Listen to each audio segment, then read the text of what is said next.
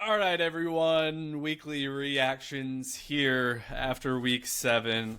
Let's start with the guest because I think we were saying, Sai and I do this every week, so it's harder to come up with, weekly new takes. So I think our guest is going to have some heat for us. So, Zach, I know you got a bunch, so start us off. Yeah, I came prepared. Had to make a good first impression on the show. Just before we dive into it, just want to say thanks for having me on, guys. I've been watching you guys for a couple of years now, however long you've been posting these on YouTube. And it's a joy to watch you guys, week in and week out. You guys make it fun. You guys make it original. And I really feel like I can connect with you guys in this way through watching these videos. So it's always good to chop it up with you guys. It's always good to talk. That just made me warm inside, yo. Thanks, Zach. But yeah, I come humbly before you today to make the case that Drake May will be the MVP of the 2025-26 season. I think and when I say it, when you look at the betting odds, I think he's third in the market right now. So the person that you're really going to have to beat in that is Patrick Mahomes. And as of right now, just in terms of EPA per dropback, EPA per play, success rate, I mean, this guy is matching Pat Mahomes. He's matching, Dak Prescott's up there as well. In all those categories and all those metrics, like he's chucking the ball downfield. He's making big plays. He's doing it with his arms. He's doing it with his legs. He at this point has the team on his back, and everyone makes the case that he is like the Josh Allen of the new generation, or the new Josh Allen, or the new Justin Herbert, and he's proving those things right now. The main case that you're going to have to beat when you're beating Patrick Mahomes is that, one, he's going to have to rack up the wins. This team's schedule between now and the rest of the year is a cakewalk. It's not impossible that they could lose maybe 2 to 3 games. They're going to be favored in probably all except when they play the Bills again, the Ravens probably, and maybe when they play the Buccaneers. So they can rack up the wins very easily. Their schedule is very soft. I think they're going to do really well in the counting stats. They're not running the ball well. He's going to be able to tack on all those big plays. He's all going to continue on to do it, with his legs, like I said.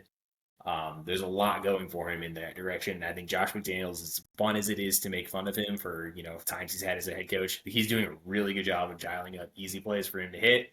And Josh Allen and Drake May he's delivering so far, 7 weeks through the season.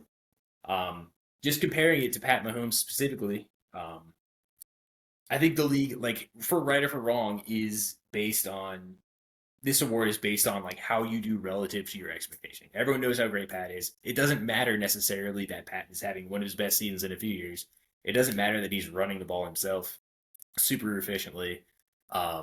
Drake May, when the voters look at Drake May, they're going to see that he's outperforming probably what they expected to such a far degree that they will have to look at him and give him the MVP. The other main point is that Drake May is doing this with significantly less weapons than Patrick Mahomes. Patrick Mahomes out there with Rashee Rice and Xavier Worthy is the equivalent of the kid in high school who drove the Camaro versus Drake May having his Volkswagen Passat. So that was Drake May. That was a very good comparison. He prepped that beforehand. That was way too well done. That was good. For the viewers who don't know, I was the guy who drove the Camaro, and Evan was the one with the Volkswagen. So Klein had that teed up. I had that teed up. The nice thing is that, like, I know half of the viewers will understand what that means without explaining it. True. So yeah, it was a Jetta though. It was a Jetta. I'm gonna jump in. I actually love the take of him being MVP because I was on that cusp of saying that I think the Patriots are going to win the division. Like, I think they're going to beat out the Bills for the division. I'm on that. I was on the edge of saying that, and you kind of already alluded to maybe winning MVP. So with me being on the cusp of that, there is a real possibility that those two coincide. The only point that I will make is you brought up the guy that I would say makes it incredibly difficult for him, because even before they got their full roster back, in the last couple of weeks with the wins against Detroit and company, that made a really good case for Mahomes to have that like season where, okay, he's last year he got all that crap for winning all these close games and not having a good offense. And now the narrative is established where if he goes out and has the light show, if you will, where he's throwing a bunch of touchdowns and racking up those stats, it would be easy to give it to him. But you're right. The funny thing is everyone said Baker was the guy, and Baker's amazing. So I'm not trying to leave him out of that conversation, but I don't know what the score is tonight. It looks like the Lions might end up winning that game, and that probably moves Baker back in the standings a little bit for MVP. So it really could come down to Baker in third place and May in second and Mahomes in first or vice versa. So I'm really looking forward to seeing how that goes. But I love the take. I still think as of now I would take Patrick because my thing with Drake, with him being young, is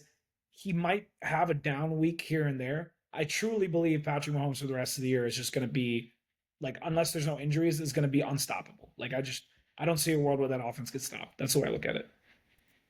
Yeah, I won't add too much. I like the take. I think for whatever reason, I don't think it'll happen. I don't know what the reason's going to be necessarily, whether it's some down weeks here or there, like Sai said, or just someone outperforms him. But give me Baker. I said Baker last week. I'm sticking with Baker despite not so good this week. Honorable mention, Dak Prescott. If the Cowboys become relevant in the playoff picture and that kind of thing, we could have a Dak Prescott kind of deep sleeper. I love that Evan is saying Dak Prescott because a few weeks ago he probably would have slapped me if I said that. So I like that he's come around to that one. I'm not saying that they're going to be in the mix, though. I'm saying that if somehow they are, that's kind of my, if he brings that team to the playoffs or something and wins a playoff. I mean, I know the playoffs aren't factored into this, but sorry, I was going to say there's a legitimate argument for them potentially winning being a wild card team at this point, especially with Jaden getting hurt and the injuries. The NFC's it's pretty loaded, but there's a lot of teams just hanging around there that you could argue the offense might carry them. They could. I mean, if a 9-win team gets in, they could be one of them. But anyway, continue. I don't think they'll get there, but Sai, you got one? Yeah, I was going to. I think you took my my New England one against Buffalo with the division, which is a way more fun division than I think people thought it was going to be this year. So I'm happy about that. I think my take, and I'm just going to do my Colts one for the week because I have to say this is the best offense that we've seen in like a decade, bro. Like in terms of efficiency. I mean, this is insane. Like I'm not just saying based off numbers. The reason that I think this is the hot take is that you could look at numbers and easily say it's a top 10 offense of the last decade. No, it's the number one offense of the last decade. If you look at how much we're scoring and how little we're punting and how little we're turning the ball over. There was a statistic the other day where we saw punts, turnovers, and I think it's like touchdowns versus field goals. We're like the best team in like almost the history of the NFL. Like at least if you're talking post like Super Bowl era, it's an insane stat. But the funny thing is because of Daniel Jones, I just don't think people want to give us the credit that we probably deserve. And on top of that, a big part of that is everyone kept arguing, oh, your schedule's been easy or whatever it is. But the one sign of a great team is that when you play the teams that are considered bad, you should crush them, which we have. And the teams that are good, you should be able to keep up with them in their house or your own, and we have. And beating the Chargers and putting up 38 points on them on the road, if that doesn't prove to you that this team has the best offense in football, I don't know what will. I don't know what it takes. The issue is people are just going to keep pointing to DJ, who has been terrific all year. I'm not saying I don't think he should be an MVP candidate as much as I love him. I think that conversation is wild, but I think the way he's running our offense is incredible, and the way we're spreading the ball around and the way Jonathan Taylor is the best running back in football and how good our offensive line is, we need to start acknowledging us as like a real Super Bowl contender beyond just like a good regular season team, because I really do think we have the potential now. Best team in football right now. I don't know, man. I think so. How can you argue it? Chiefs look pretty good too, but Chiefs look good, yeah. It's really hard to argue against that. Like if this was like week 2 or 3, I would have been like, they're gonna regress. It's like, it's just a small sample.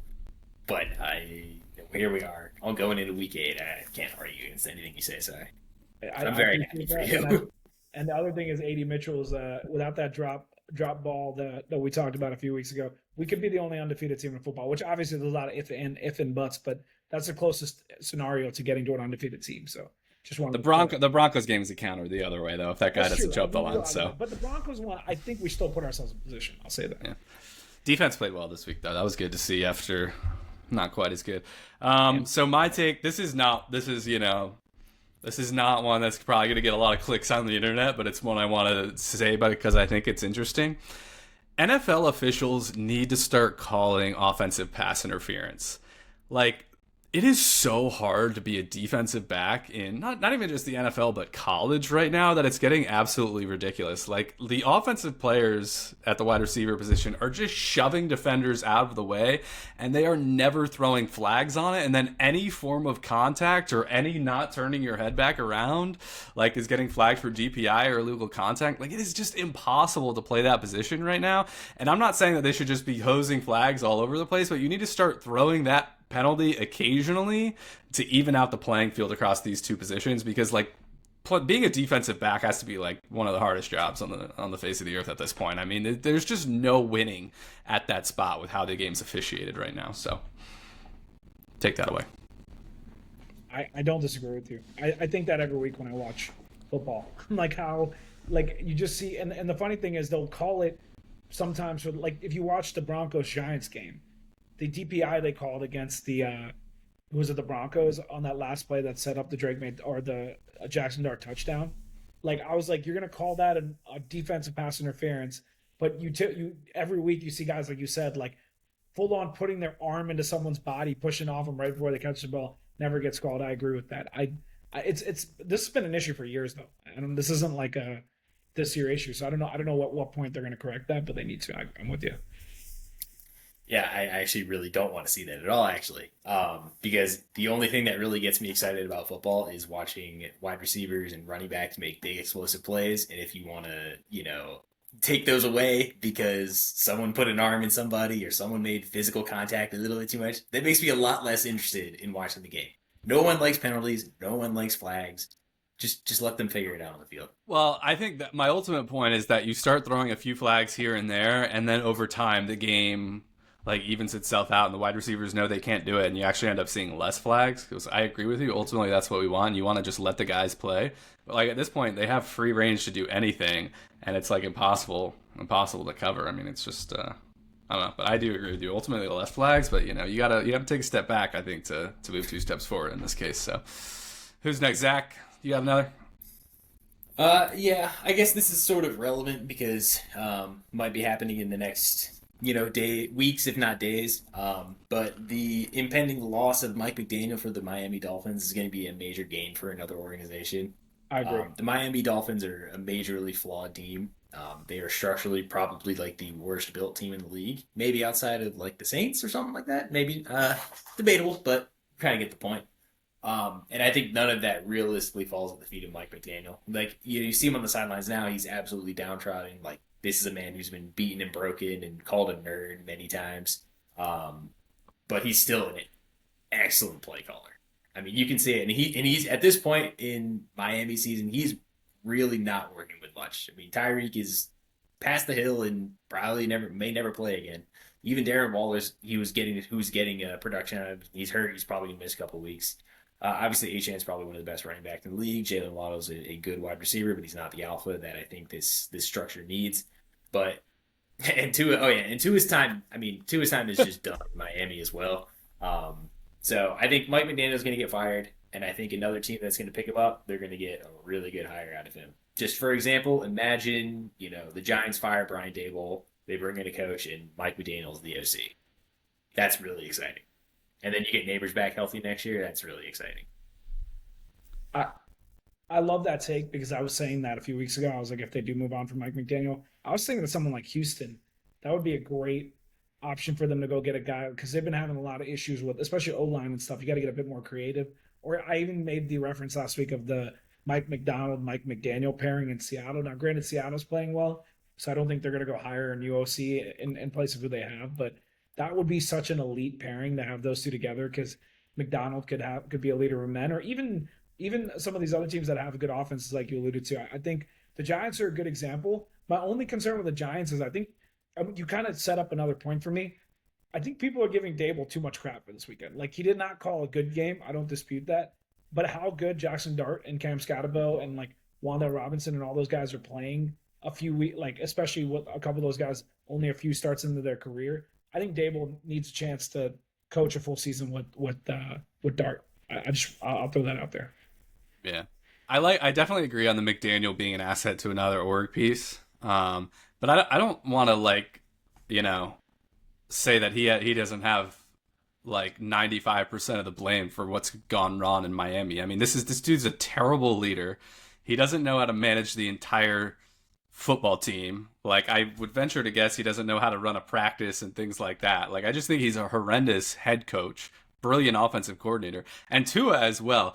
Tua deserves an unbelievable amount of blame, not because of who he is on the field, but who he is off the field. I mean, that quote in the presser, just like completely blaming everyone else but himself. I'm like, when you're the quarterback, you are a part of the leadership structure in an NFL organization, period. It's owner, it's GM, it's head coach, it's quarterback. Those are the four pillars of every NFL organization. So for you to just shuck blame off yourself because you're a player is absolutely ridiculous to me. And I think him and Mike McDaniel deserve combined 99.9% of the blame for what's gone wrong here, just because that team doesn't strike me as one that cares about football at all.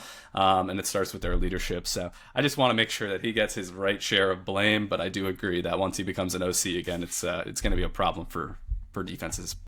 Yeah, he's more like who Zach alluded to earlier in the sense of like a Josh McDaniels. Like he's gonna be. I think he's way better when he doesn't have to take on that leader of men responsibility that he's taking on. And I think just being able to do the X's and O's and not having to worry about all that will make him better. I do also think Tua, who obviously I get why deserves some of that criticism that he's getting.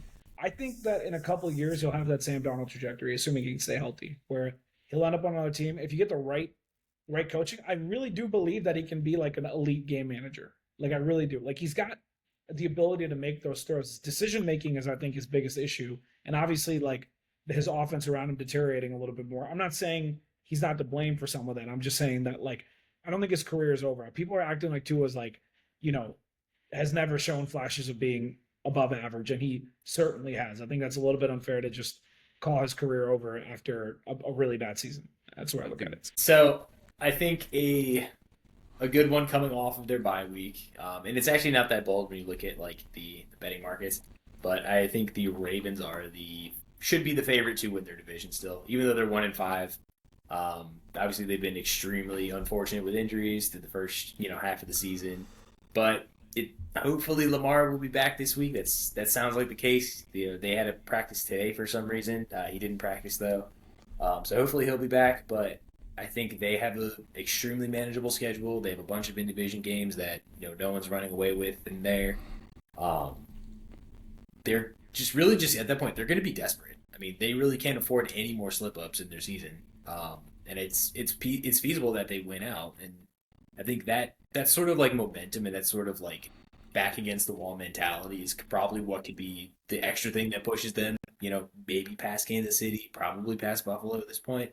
So, look for the Baltimore Ravens to win the division and make a deep, at least to the AFC Championship game. When we went off air last week, I literally sat down with Evan and Zach, and I was like, guys, we need to bet the Ravens to win this division. And unfortunately, we didn't put the bet in before the Thursday night game, because if we had gotten it in before, then it would have been even better in numbers. But that's another reason why I think that the Steelers Pittsburgh losing that game to Cincinnati on Thursday night adds fuel to that fire, because the Ravens' schedule is so easy the rest of the way. They went through their gauntlet at the beginning of the year, and I think obviously I'm not saying people shouldn't be giving them some level of criticism for the lack of defense that they've played, even with the injuries and stuff. And obviously even they lost games that they had a chance to win, for example, the Bills and stuff. But I'm not betting against Lamar when the schedule looks the way that it does. And the interesting scenario now will be Cincinnati is no longer a cakewalk for any of these teams. So those games that they have left against Cincinnati could literally be the decision of the division. It'll be the Ravens and the Steelers having to win their games against the Bengals, I think, to make the difference in that division, which is such a funny thing to think about, especially after those comments from Mike Tomlin about the Browns handing the Bengals Joe Flacco and all of a sudden reinvigorating their offense. So it's a funny scenario, but I'm with you, Zach, and I'm going to let Evan go. But we literally had this comment last week. Yeah, it was the perfect strategy to let the Steelers beat the Bengals on Thursday night and then wait to bet that, and then it just backfired because that's that's probably going to be the most catastrophic loss of the season. I think you might look back on and say, because if you think about it, you win that game, even with the schedule the Ravens have and getting healthy, like that is such a big gap that if you can just split those head to heads, you got to think that the Steelers would be able to hold on. And then you just blow that game that you should be, not blow it, I guess, but, lose that game that you in theory should win.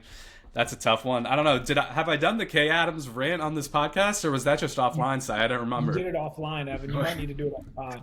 Yeah, so first off, I want to preface this. I love Kay Adams. I think she's the best. She's like one of the top people in this industry.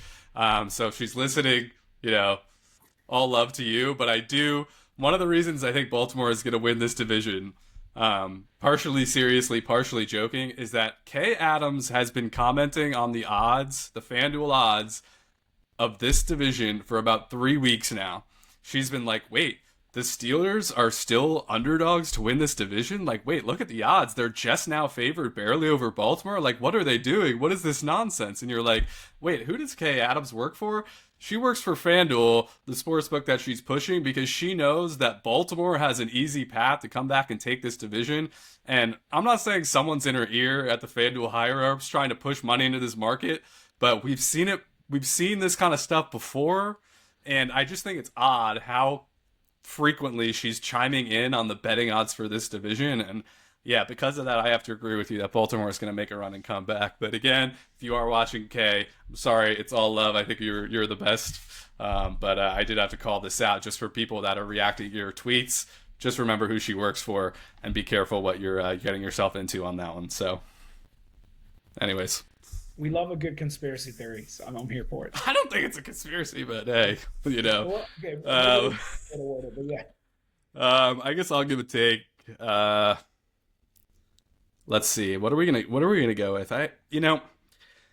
The Atlanta Falcons are a quarterback away from being a really relevant team, but until they get that quarterback, it's not going to happen. I mean, Michael Penix just for me is not the answer, and this is a team that has a really, really good defense. I mean, look at last night with the San Francisco 49ers. Defense plays outstanding again. I know the 49ers are still a little bit beat up, but they're getting healthy.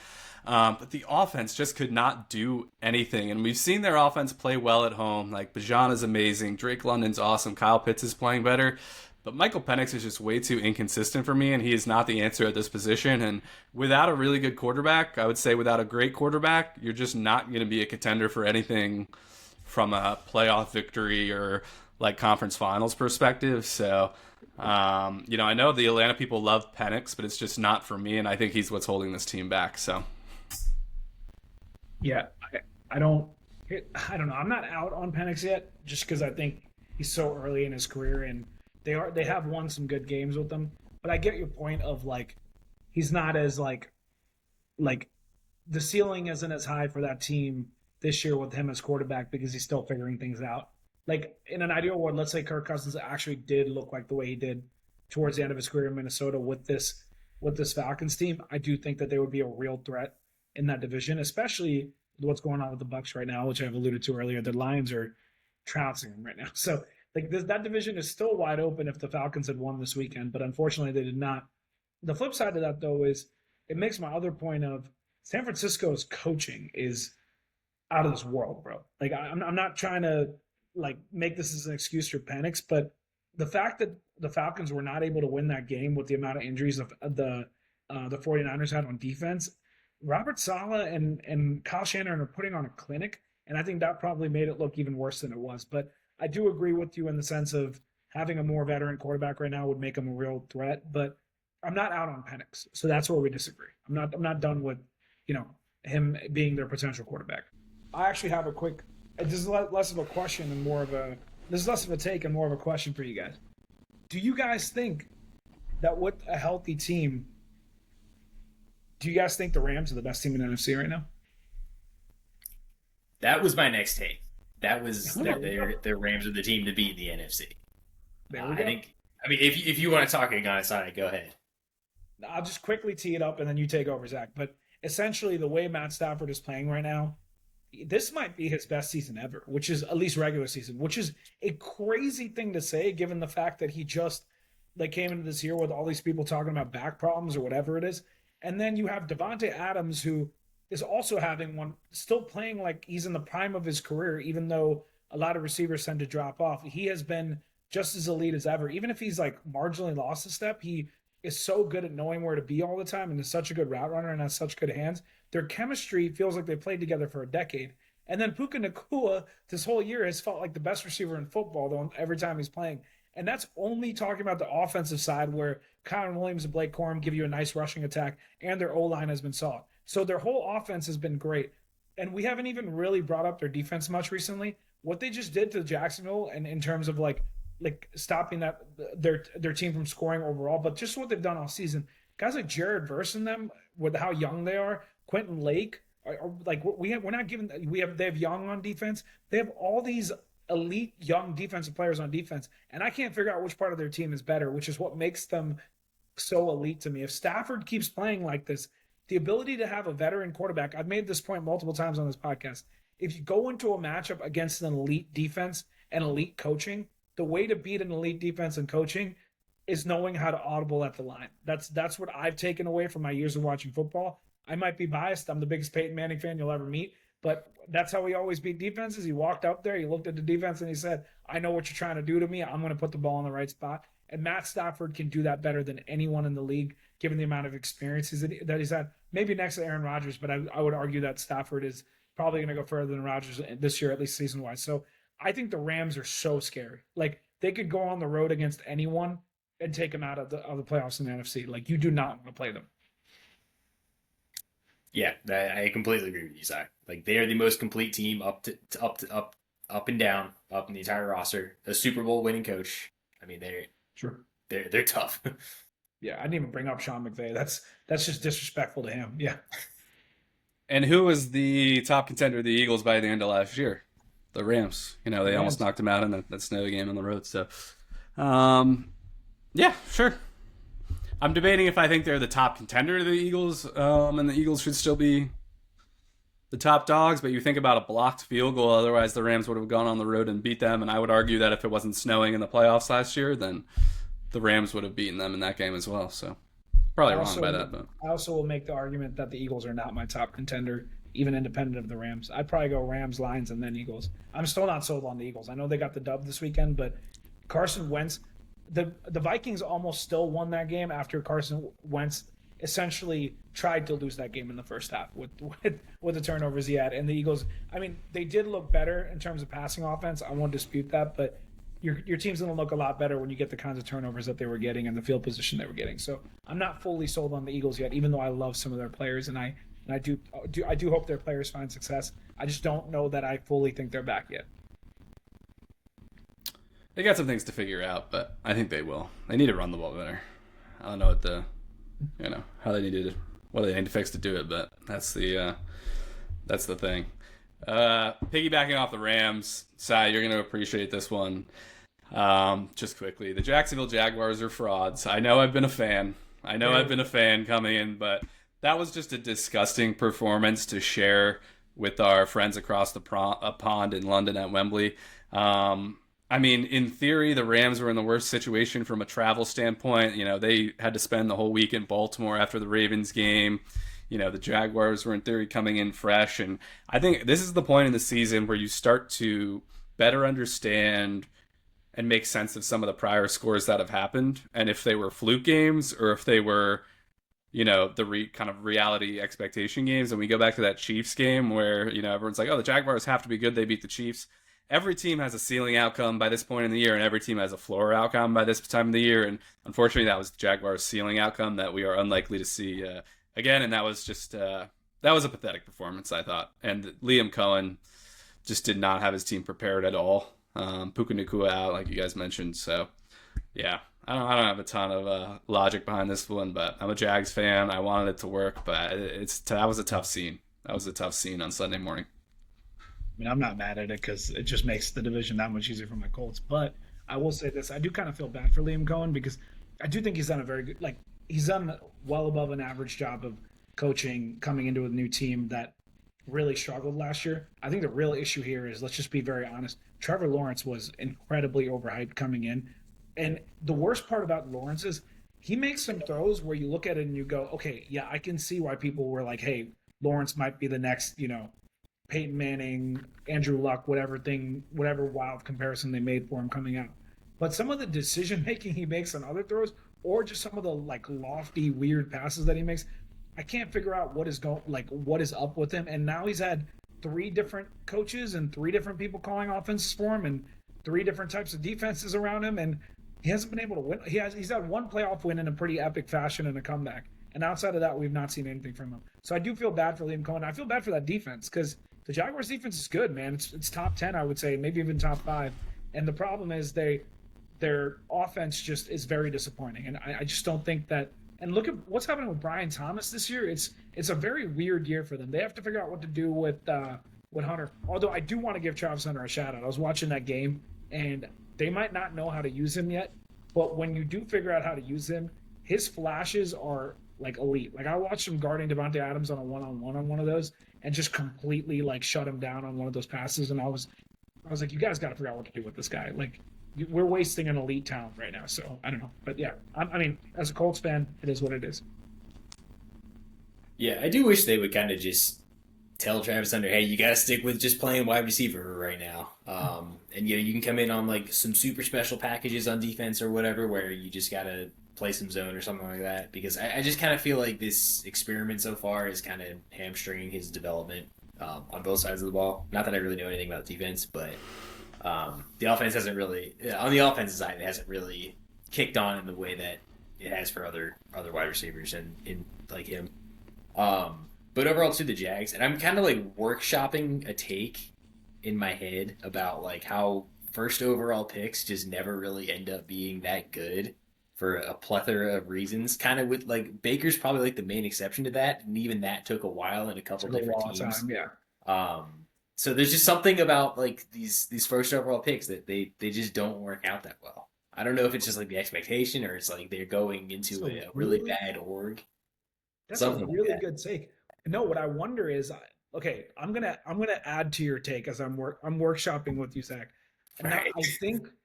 I think that it's first overall picks in this new era of football, and the new era of football being that coaching, the emphasis on quarterback play is far more about play calling than it used to be about the like. Not that you don't need to be capable of audibling at the line and you know being smart and intelligent about how you handle yourself and just being adaptive, but I think nowadays it's a lot more scheme oriented. So you almost would prioritize someone who is more well-rounded and capable than you would someone who has like the metrics of the old. Because who was the last number 1 pick? Would Andrew Luck maybe that I can remember that was like came out and was immediately good? I can't think of anyone since then that has like Jared Goff took years, Baker Mayfield took years. I mean, who was Mitch Trubisky never panned out. Like, obviously, we're looking at a lot of guys now. That's a really good take. I wonder if it has something to do with the way offenses have changed, and number 1 overall picks maybe don't. Like, you would almost rather have the talent. That's why I got like Jaden Daniels and Drake May have maybe been a better pick than Caleb Williams in that draft. Like, right? That's the argument you could make. Or Evan loves JJ McCarthy. We'll see what happens. Kyler Murray is going to be benched before the end of the season, and he's going to be traded in the offseason. So Kyler is not someone that really works with a serious NFL franchise at this point. And the Cardinals are getting to the point where they're 2-5, and they're just not going anywhere. They can't compete in their division. They're really not even going to stick anything close to the playoffs. And they've completely hit a plateau with Kyler Murray, who's not improving. I mean, he's really not doing anything special. And then you drop in Jacoby Brissett, who is completely unlocking the offensive side of the ball. He's getting a ton of production out of JSN touchdown.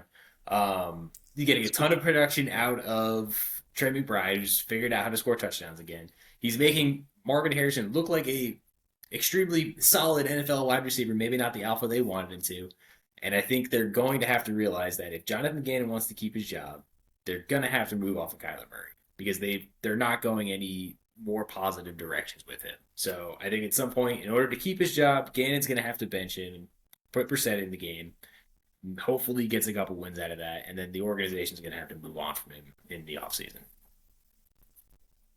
I don't think that's a bad take. I mean, I feel for Kyler in the sense of like to think again a number 1 overall pick, and I love the baseball tie that worked out really well. But it's what I was trying to say last week. Like we saw Kyler Murray come in, and all of a sudden, or not Kyler Murray, we saw Jacoby Brissett come in, and all of a sudden this team.